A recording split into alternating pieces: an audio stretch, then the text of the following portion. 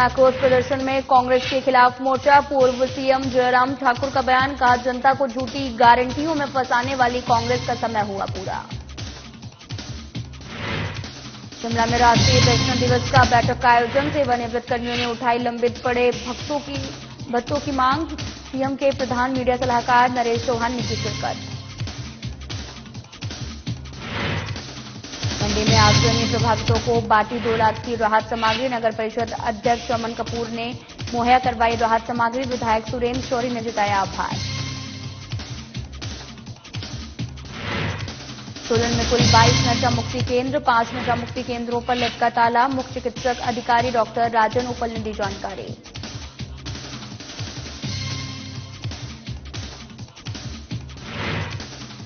शिमला में ice skating शुरू, शीशे पर फिसलते रोमांच युवकों ने किया आनंद।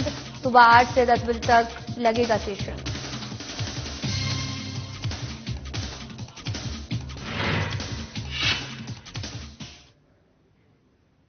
नमस्कार, मैं हूं आपके साथ अंकिता पाल। बुलेटिन की शुरुआत करते हैं। धर्मशाला में बीजेपी का जन आक्रोश प्रदर्शन में कांग्रेस सरकार के खिलाफ प्रदर्शन के दौरान रैली के बाद में सभा को संबोधित किया गया, जिसमें मुख्य वक्ता नेता प्रतिपक्ष और पूर्व सीएम जयराम ठाकुर और बीजेपी प्रभारी अविनाश राय खन्ना, बीजेपी प्रदेशाध्यक्ष डॉक्टर राजीव बिंदल समेत बीजेपी विधायक, पूर्व मंत्री विधायक और पदाधिकारी विशेष मौजूद रहे।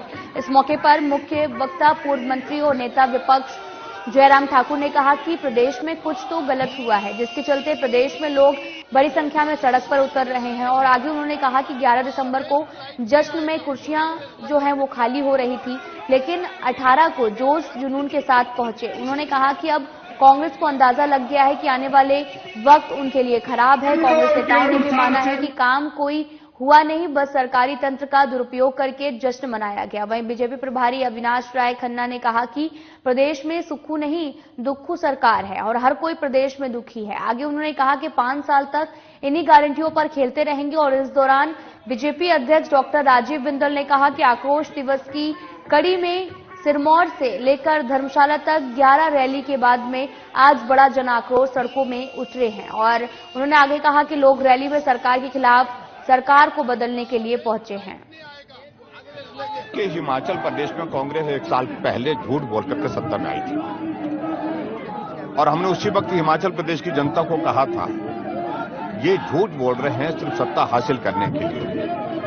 और अब लोग महसूस कर रहे हैं कि सही मायने में जो हमने कहा था कि झूठ बोल करके गुमराह कर रहे हैं, झगड़े का काम कर रहे हैं। और ये आज ये आंदोलन आप लोगों ने देखा होगा कि जिस प्रकार से बन गया, जिस तरह का एक माहौल बन गया। 1 साल के कार्यकाल में ये स्थिति 5 साल में नहीं आती है। और ये इसी मैदान में जश्न मनाया कांग्रेस पार्टी ने।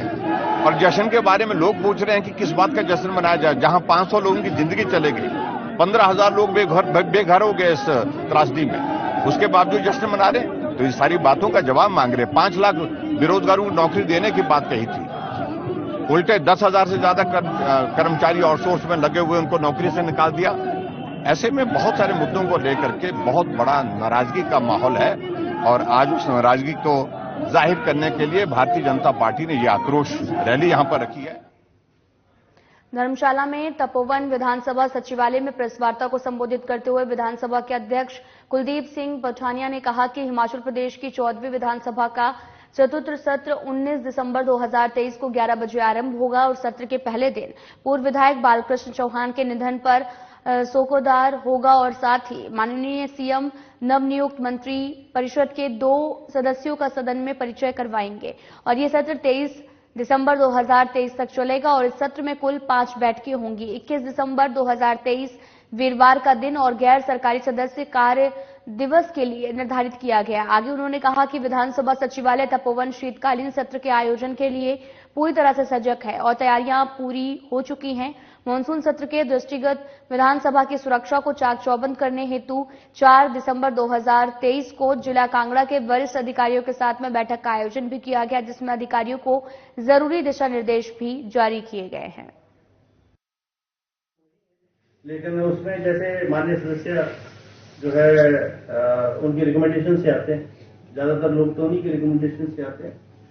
और क्योंकि सदन के अंदर वही लोग आ सकते हैं जिनको पासेस अलाउ होते हैं, तो माननीय सदस्य जो भी जानकारी मतलब जो विधानसभा सेक्रेटरी को देंगे, हम एक एक व्यक्ति की पूरी कंप्लीट जानकारी लेंगे और उसको आइडेंटिफाई करते हैं। तो in any case, if any error will be committed by any of the honorable members, obviously there will be also.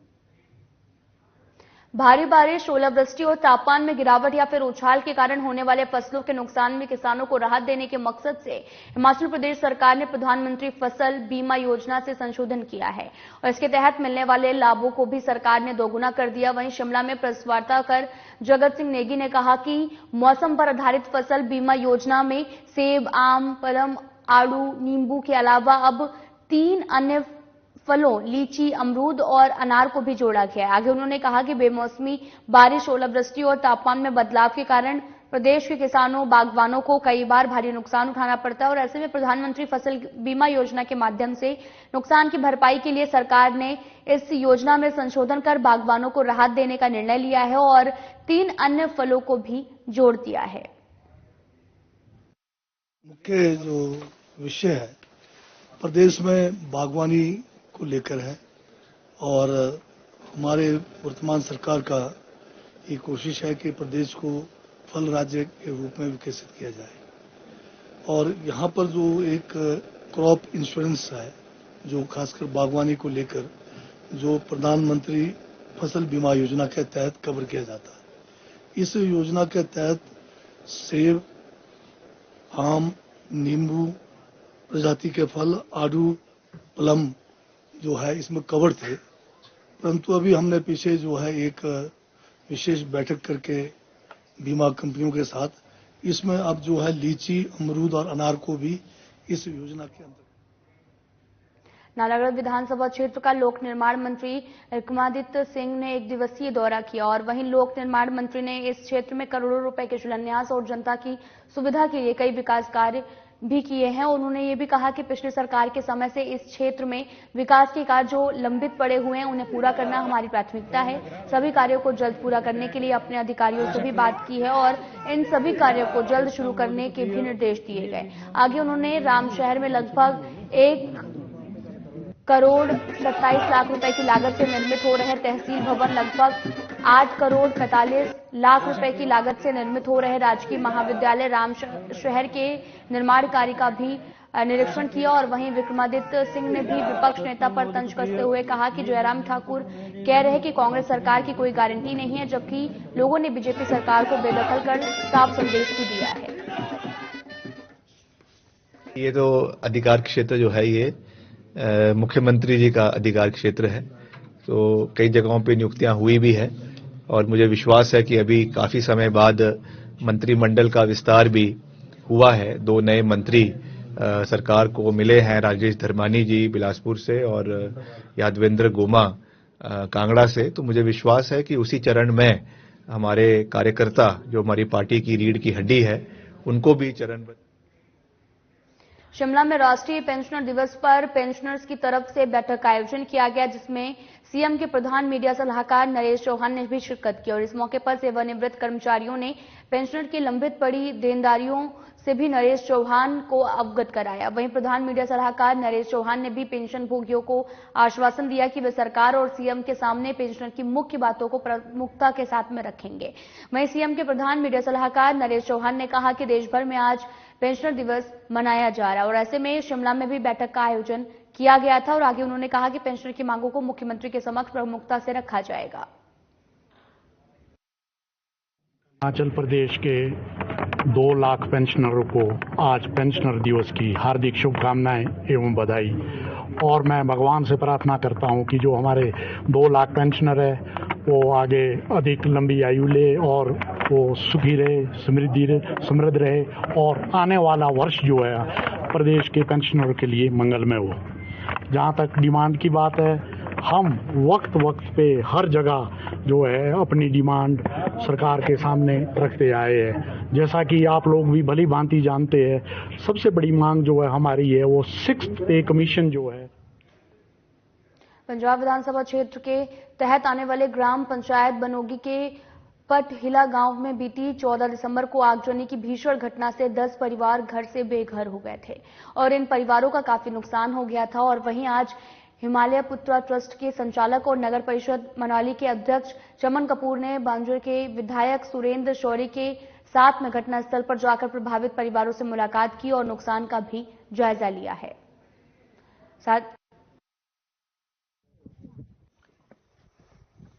जब भी कोई ऐसी आपदा आती है तो हम अपने ट्रस्ट से सहयोग करते हैं।